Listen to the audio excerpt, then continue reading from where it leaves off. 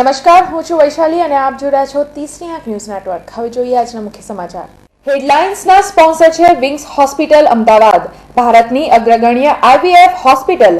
નિસંતાન દંપતી માટે આશીર્વાદરૂપ વિંગ્સ હોસ્પિટલ। લોહ પુરુષ સરદાર પટેલના સ્ટેચ્યુ ઓફ યુનિટી માટે આવતીકાલથી શહેર ભાજપનું માટી એકત્રકરણ અભિયાનનો આરંભ। શહેરના વિવિધ વિસ્તારોમાંથી માટી એકત્ર કરાશે। પ્રદેશ ભાજપ નેતાઓની વિશેષ બેઠક। નૂરમાં આવાસ યોજનાના મકાનો ભાડે આપનાર સામે પાલિકાની લાલ આંખ, ભાડે આપવામાં આવેલ આવાસો સીલ કરાયા। ભાડે આપનાર મકાન માલિકોમાં ફફડાટ।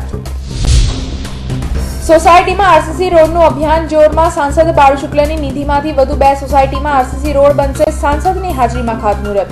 આરસીસી રોડ બનાવવા ઈચ્છતી સોસાયટીઓને બાળુ શુક્લની અપીલ।